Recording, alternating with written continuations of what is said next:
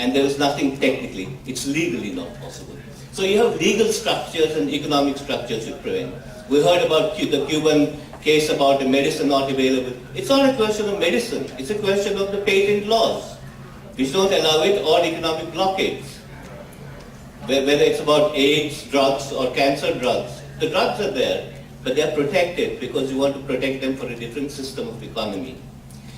Therefore, the People's Science Movement says we have technical options of power grids or metered water or common systems of water which can be distributed locally and distributed through pipes, not carried on the heads. But can you make the political and economic systems change? That is what Gandhi was talking about, which was local governance systems. You cannot have these systems unless you have local governance systems. So the Panchayat system of India, which is local governance system, is why the People's Science Movement works.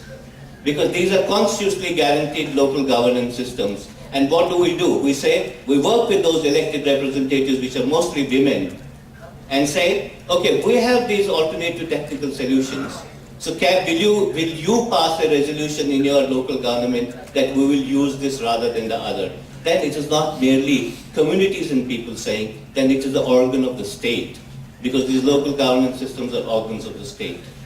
So you use the local power system, including for medicines, traditional medicines, traditional systems of health, so that you combine local governance and these local solutions, technical solutions, which many times you have to research, because your economies of scale give you overproduction machines, not local production machines. You have to create them.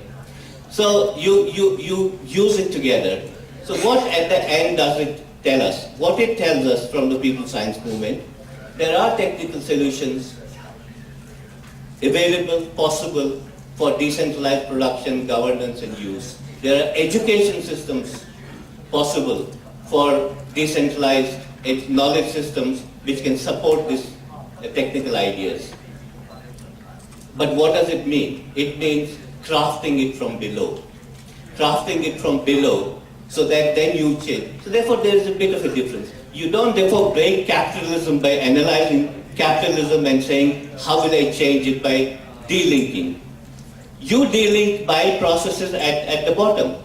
You delink yourself from global exchange of goods and services by creating alternative processes from below. You don't merely say, let's pass a law against the banks, which we should. But in order to break that bank monopoly, you break it from below. So this is a movement of that kind, which has the support, as I said, of local governance systems in Kerala, and what it shows, like Cuba. You don't have to be a high growth country to have good social indicators. Infant mortality rates, maternal mortality rates. It doesn't follow the neoliberal paradigm. First have your high growth rates, then your social indicators can become better. Bhutan ultimately is the model for us. Bhutan said, we don't want to present our data as GDP. We want to present our data as GNH, gross national happiness. So they created an index of a gross national happiness, and rather than GDP. And I think there are processes available, and I want to have this optimism out here, that we can create a GNH index based on these footprints from Bhutan to China and India.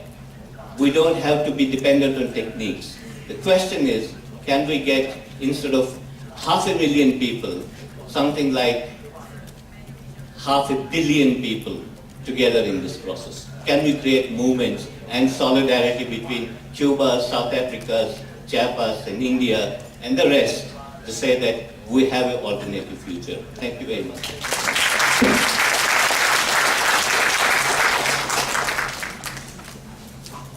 Thanks a lot, Vinod. Now, shall we invite the speakers back to the stage for the floor?